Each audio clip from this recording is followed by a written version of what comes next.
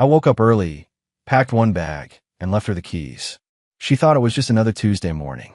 By the time she poured her coffee, I was already crossing state lines with a new name and no intention of ever coming back. 20 years of marriage. Gone before sunrise. My name is Jonathan Hayes. I'm 47 years old, and this is the story of how I walked away from a 20-year marriage where I was never really present to begin with. People always ask what the final straw was. Honestly, there wasn't one. It was 2 decades of paper cuts. Rachel introducing me at parties as just a financial analyst with that dismissive little laugh. Her business partner Brad showing up at our house 3 nights a week for strategy sessions that always involved wine and her locking the office door. The way she'd edit me out of stories at dinner, like I was a prop she forgot to return. Our kids got the best of me. Asher was 21, studying mechanical engineering. Madison was 19, pre-med. Both smart, both kind, both far enough away at college that they didn't have to watch their mother treat their father like furniture. I'd paid their tuition in full 2 years ago. Every semester, every dollar. Rachel thought we were on payment plans. She never asked. The planning took me 16 months. Started with insomnia and internet searches at 3 in the morning. Found forums where men talked about starting over. I learned how to move money in small increments, how to establish a new identity, how to disappear without leaving breadcrumbs. Every withdrawal was masked by Rachel's shopping habits. Every document was filed in places she'd never think to look. 3 months ago, I paid off the house. Transferred the deed entirely into her name. Cost me $200,000 from accounts she didn't know existed. She complained that same week that I never did anything significant. I woke up at 4:30 that Tuesday morning. Rachel was asleep, facing away from me like she had been for years. I'd packed one duffel bag the night before, hidden in the garage behind the Christmas decorations she made me haul down every November. I dressed in the dark. Jeans, boots, a flannel shirt I bought with cash at a thrift store 2 towns over. Nothing from my old life. I walked through the house one last time, memorizing it like a crime scene. Left the keys on the kitchen island. House, both cars, safety deposit box. Arranged them in a neat line, because even leaving, I couldn't help being precise. My wedding ring went under the ceramic sugar bowl, the one her mother gave us that Rachel pretended to love. No. She'd tell everyone I couldn't even write goodbye. Fine. Let her have that story. The coffee maker was programmed. She'd wake up to the smell, pour her cup, maybe wonder where I was. Maybe not. By the time she figured out those keys weren't just misplaced, I was already crossing into New Mexico, heading for a garage in Arizona, where a man named Kyle Anderson had a job waiting. The truck I bought 3 months earlier was parked 2 streets over. A 2015 Ford F-150, paid in cash from a guy in Tucson who didn't ask questions. No GPS, registration under a name that would lead nowhere. I practiced the signature 50 times until it looked natural. Kyle Anderson. Sounded like someone who worked with his hands, someone who didn't overthink everything, someone who wasn't me. I drove for 6 hours straight, stopping only for gas paid with prepaid cards I'd been loading for months. Every card bought at different stores, different times. Left my old phone in a rest stop bathroom trash can, watched it disappear under paper towels, and didn't feel a thing. The Arizona border felt like a finish line. I pulled over at a scenic overlook, stood there in the wind, and just breathed. Deep, full breaths that didn't have Rachel's voice cutting through them. No, Jonathan. Did you remember to? No, Jonathan, why can't you? Just wind and silence and freedom. Jake had connected me with a guy named Hank who ran a small motorcycle repair shop outside Tucson. Place was struggling, needed someone who could handle the business side. I'd sent Hank my Kyle Anderson, resumed 2 months ago. Former accountant, burned out, looking for a fresh start working with his hands. He called back within a week. You know bikes? Hank had asked. I'm a fast learner, I told him. Good enough. Pay's not great, but it's honest work. Honest work. I'd smiled at that. Hadn't done anything dishonest in 20 years. And look where it got me. The shop was exactly what I needed. Small, dusty, filled with the smell of oil and metal. Hank was 65, gray-bearded, built like he'd been wrestling engines his whole life. He looked at me when I walked in that first afternoon and nodded once. Kyle Anderson? He asked. That's me, I said. The lie came out smooth as truth. You look like a man running from something. I met his eyes. Or running towards something. He grunted, handed me a wrench. Either way, these carburetors need cleaning. Let's see what you got. I'd never cleaned a carburetor in my life, but I'd rebuilt complex financial models, and mechanisms were mechanisms. I studied it, took it apart piece by piece, laid everything out in order. Hank watched without commenting. 2 hours later, I had it back together. Hank tested it, and the engine purred. "Ah," he said, "you'll do." That night, I rented a room above the shop. Bare walls, a mattress on the floor, a hot plate, and a window that looked out over desert that stretched forever. I sat there as the sun went down, eating gas station food, and didn't think about Rachel once. For the first time in 20 years, I felt like I could breathe. Rachel woke up at 8:15. Late for her, but she'd stayed up past midnight scrolling through her phone, probably texting Brad about their next business meeting.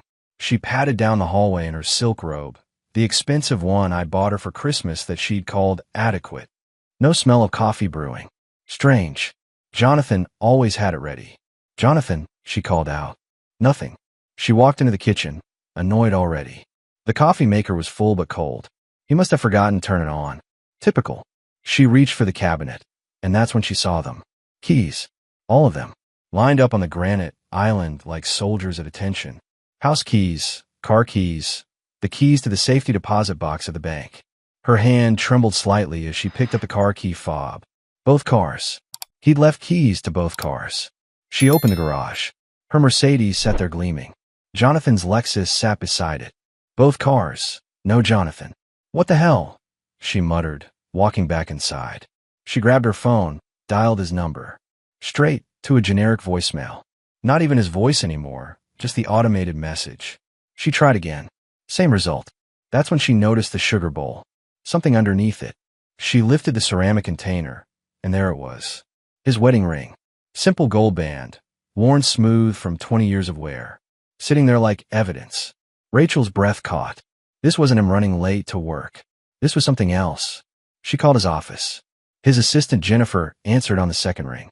"Hi, Rachel. What can I do for you?" Jennifer said, her voice professionally pleasant. "Is Jonathan there?" Rachel asked, trying to sound casual. "Oh no. He filed for a leave of absence 3 weeks ago. Said he needed some personal time. I thought you knew." Rachel's grip tightened on the phone. "Right. Yes. I forgot. How long did he say?" "He was pretty vague about it. Just said he'd be in touch." "Is everything okay?" "Everything's fine." Rachel lied. "Thanks, Jennifer." She hung up and stared at the keys. 3 weeks ago. 3 weeks he'd been planning this, and she hadn't noticed a damn thing. She checked the bedroom closet. Empty hangers where his clothes used to be. Not all of them, just enough to leave gaps like missing teeth. His laptop was gone. His gym bag. The old leather jacket he'd worn since college.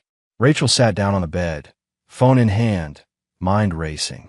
She tried his number again. Voicemail. Again. Voicemail. She opened her laptop, checked their bank accounts. Joint checking showed normal activity. She logged into the savings account. Her password didn't work. "What?" She typed it again. "Account access denied."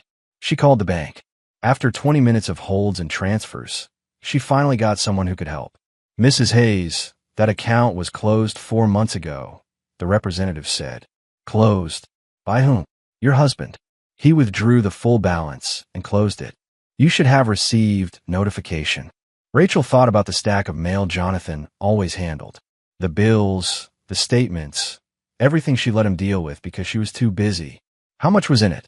she asked, her voice barely steady. "I'm not at liberty to discuss specific amounts, but the account had a substantial balance." She hung up. Her hands were shaking now. This wasn't a breakdown. This was planned. Methodical. The Jonathan she thought she knew couldn't plan a vacation without her approval. This was someone else entirely. She dialed Brad's number. He knew what to do. Brad always knew what to do. Brad showed up within an hour. He walked in like he owned the place, which had always annoyed me when I still lived there. Now it didn't matter. "What happened?" he asked Rachel, his hand on her shoulder in that familiar way that made her lean into him. "He's gone," she said. "Jonathan. He just left." No, nothing." Brad looked at the keys on the counter, picked up the wedding ring. "Did you two have a fight?" "No. That's the thing. Everything was normal. We were fine." "Rachel," Brad said gently, "were you really fine?" She bristled. What's that supposed to mean? I mean, when's the last time you two actually talked? About anything real? She couldn't answer that. Couldn't remember the last real conversation they'd had that wasn't about bills or schedules or her telling him what he'd forgotten to do. Brad pulled out his phone. I know a guy. Private investigator. Good at finding people who don't want to be found. You want me to call him? Rachel nodded. Yes. Call him. Meanwhile, 2,000 miles away, I was learning how to rebuild a motorcycle engine. Hank stood over me, occasionally grunting approval or pointing out when I was about to make a mistake. You got good instincts, Hank said. Most people rush it. You take your time. Do it right. Learn that from spreadsheets, I said. Numbers don't lie if you're patient with them. Machines are the same way. Treat them right. They'll treat you right. Unlike people. I looked up at him. Speaking from experience. Divorced twice. Both times she said I love these bikes more than her. I said, at least the bikes don't lie to me. He chuckled. You're running from a divorce. Something like that, I said. He nodded, didn't push. That's what I liked about Hank. He understood that some stories didn't need telling. My new phone buzzed in my pocket. I'd given the number to exactly 3 people. Hank, the landlord, and Jake, who'd helped me set up the fake identity. I pulled it out. Text from a number I didn't recognize. Dad, it's Asher. Madison gave me this number. We need to talk. My chest tightened. I'd known this moment would come. Just didn't expect it this soon. I stepped outside into the Arizona heat and dialed. Asher picked up immediately. Dad, yeah, it's me. What the hell is going on? Mom's freaking out. She called me and Madison, saying you disappeared. I didn't disappear, son. I left. That's the same thing. No, I said firmly. Disappearing is what happens when someone takes you. Leaving is a choice. I chose to leave. Silence on the other end. Then why? Because staying was killing me. Asher. Slowly, quietly, but killing me all the same. So you just run? That's your solution? I'm not running from anything. I'm walking towards something better. There's a difference. Mom thinks you had some kind of breakdown. Of course she does. It's easier than admitting she stopped seeing me years ago.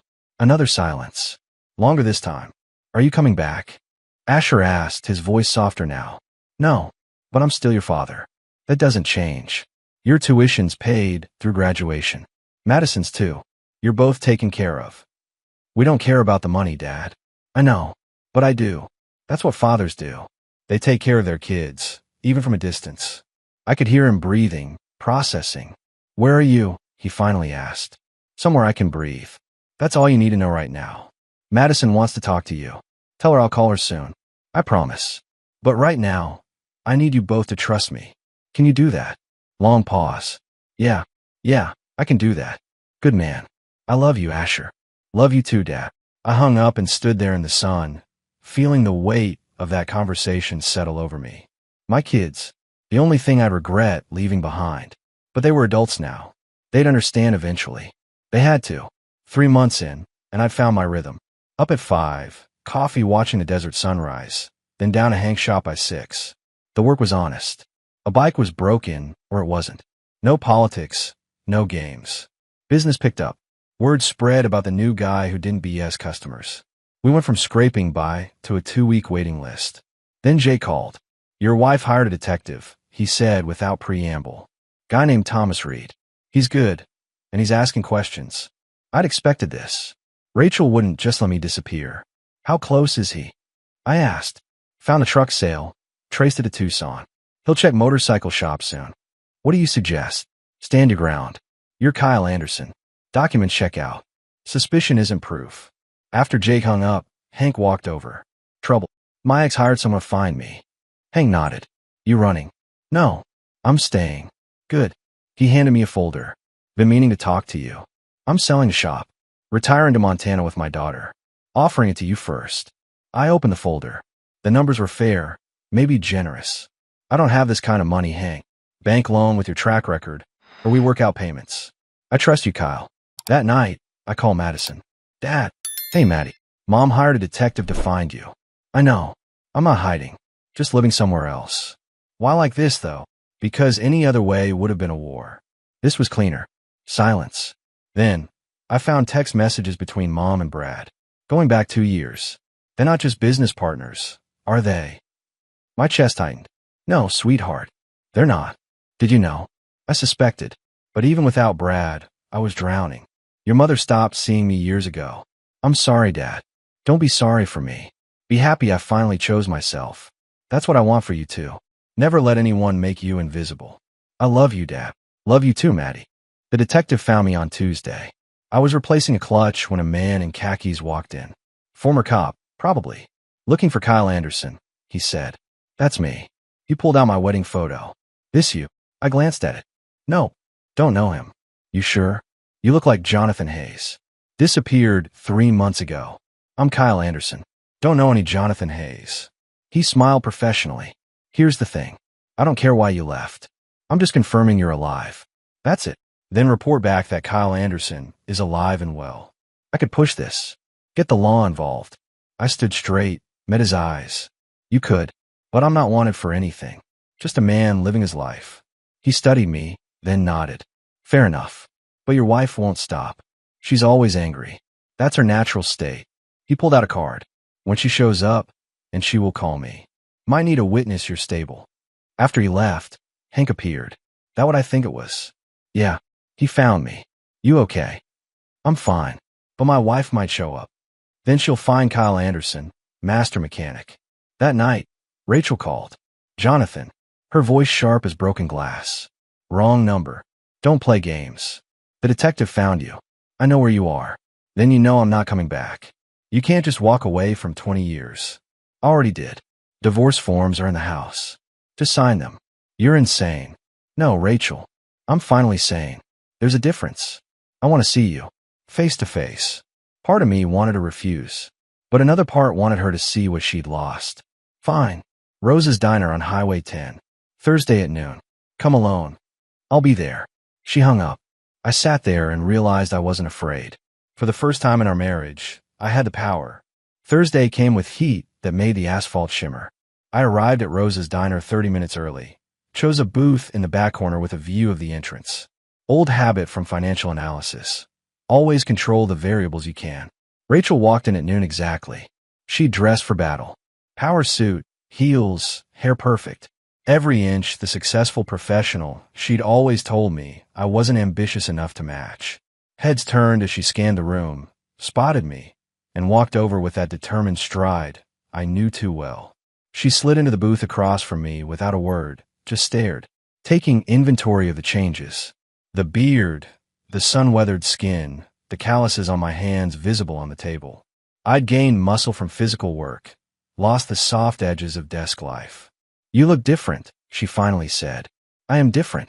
You look like a manual laborer. I am a manual laborer. I fix motorcycles. Honest work. She flinched at that. You have a master's degree in finance, Jonathan. You were a senior analyst. And you threw it away to become a grease monkey. I threw away a life that was suffocating me. Big difference. The waitress came over. I ordered coffee and pie. Rachel ordered water with lemon, then changed her mind and ordered wine. At noon. That told me everything about how rattled she was. This is insane, Rachel said after the waitress left. You can't just abandon your entire life. I didn't abandon it. I built a new one. You got the house, the cars, everything you wanted. I took what I needed and left. What you needed. You took our savings, Jonathan. You cleaned out accounts I didn't even know existed. Accounts I filled. Money I earned while you were busy spending it on designer furniture and whatever Brad needed for his latest scheme. Her face went red. Brad is my business partner. Brad is more than that. And we both know it. I found text messages going back 2 years. Rachel. You weren't as careful as you thought. She went pale. You were spying on me. I was paying attention. Something you never did with me. The waitress brought our orders. Rachel gulped half her wine immediately. So what? Rachel said, voice shaking. You found some texts and decided to throw away 20 years of marriage. No, I decided to stop being invisible in my own life. The text just confirmed what I already knew. You checked out of this marriage years ago. I finally had the courage to do the same. We can fix this. Counseling, therapy, whatever you need. I shook my head. There's nothing to fix. You can't repair something that was never really built. We got married too young, wanted different things, and spent 20 years pretending otherwise. I'm done pretending. What about Asher and Madison? You're just abandoning your children. They're adults with paid educations, and a father who finally chose to live. That's not abandonment. That's showing them what self-respect looks like. Rachel's eyes filled with tears. Real ones this time, I thought. I never meant to make you feel invisible. I know. That's the sad part. You didn't mean to. You just did. Because seeing me required effort you weren't willing to give. She reached across the table. I didn't pull away this time, but I didn't squeeze back either. Come home, she said quietly. Please. We can start over. No, Rachel. We can't. Because you be coming home to Jonathan Hayes, and he doesn't exist anymore. I'm Kyle Anderson now, and Kyle has a life he actually wants to live. She pulled her hand back like I'd burned her. You're really not coming back. I'm really not coming back. Sign the divorce papers. Move on with Brad. Be happy. But let me be happy too. She stood abruptly, grabbed her purse. This isn't over, Jonathan. Yes, it is. And my name is Kyle. She walked out, leaving her wine half finished and the check unpaid. I settled both, left a good tip, and drove back to the shop feeling lighter than I had in years. 2 weeks after Rachel's visit, I signed the papers to buy Hank's shop. The bank approved my loan based on the business's improved performance. Hank was thrilled. I was terrified. But it was the good kind of terrified. The kind that comes from building something that's actually yours. You're going to do great things with this place, Hank said as we signed the final documents. You've got the skills and the integrity. That's rare. Learn from the best, I said. Nah, you had it in you all along. Just needed the right environment to let it out. The day after Hank left for Montana, I changed the sign out front. Instead of Hank's Motorcycle Repair, it now read Anderson Cycle Shop. Seeing my new name, my chosen name, on that sign felt like planting a flag. Business continued growing.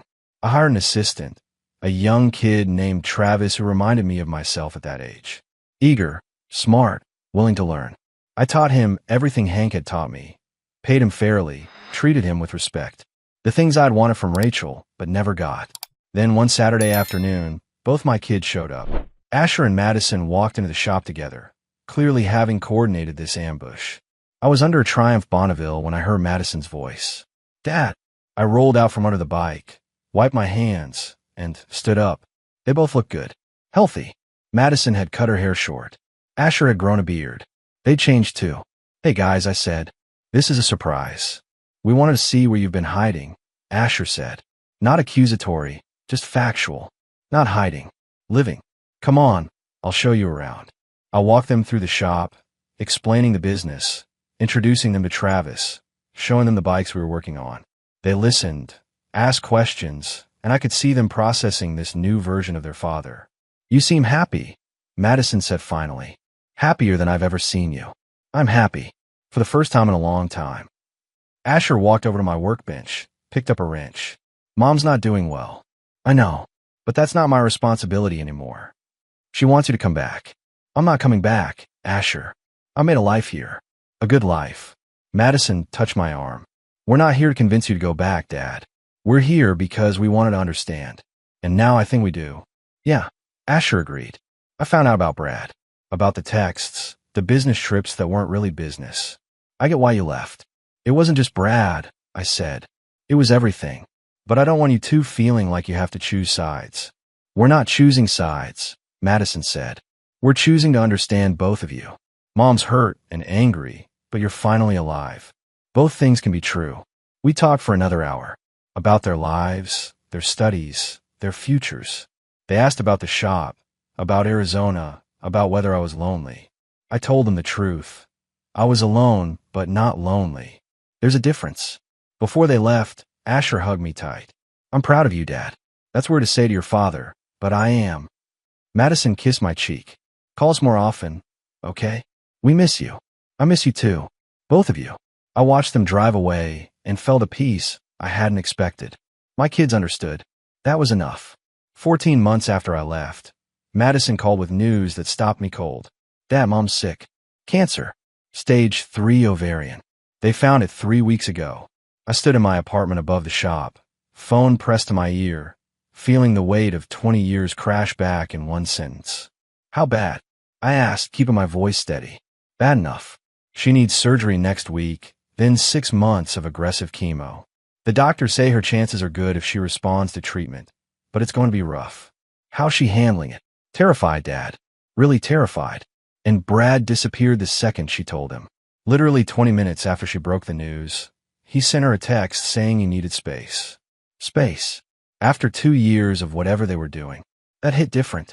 After everything she'd done, everything she'd said, she was facing the biggest fight of her life, completely alone. She asked about you, Madison continued, her voice soft. Not to come back or anything like that. Just to know if you cared whether she lived or died. I looked out my window at the Arizona desert stretching endless in gold in the afternoon sun. The life I'd built here was good, honest, free. Going back to California, even for a day, felt like stepping into a grave I'd already climbed out of. Give me a day to think about it, I said. I called Jake that evening. He listened without interrupting, then gave it to me straight. You don't owe her anything, John. Not a damn thing. But ask yourself this. 20 years from now, can you live with not going? That question haunted me through a sleepless night. Finally, at dawn, I made my decision. I flew to California 2 days later. Didn't tell Rachel I was coming. Just showed up at her hospital room the afternoon before her surgery. She was sitting up in bed. No makeup, hair pulled back, hospital gown making her look smaller and more vulnerable than I'd ever seen her. All that armor she'd worn for 20 years was gone, stripped away by fear and illness. Jonathan, she whispered when she saw me. It's Kyle now, I said gently. But yeah, it's me. Tears started running down her face immediately. I didn't think you'd come. After everything I did, everything I said, I pulled a chair close to her bed and sat down. I'm not here because I forgive everything, Rachel. I'm here because despite everything, we spent 20 years together. That counts for something. I'm so scared, she said, her voice breaking. What if the surgery doesn't work? What if the chemo doesn't work? Then you fight harder. You've always been a fighter, Rachel. You just fought the wrong battles for too long. Time to fight for yourself. She nodded, unable to speak through the tears. I'm sorry, she finally managed. For everything. For making you feel invisible. For Brad. For wasting 20 years on someone I stopped really seeing. I'm so sorry, Jonathan.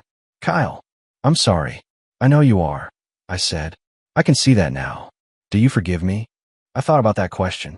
Really thought about it. I'm working on it. Honestly, I am. But Rachel, I can't come back. You understand that, right?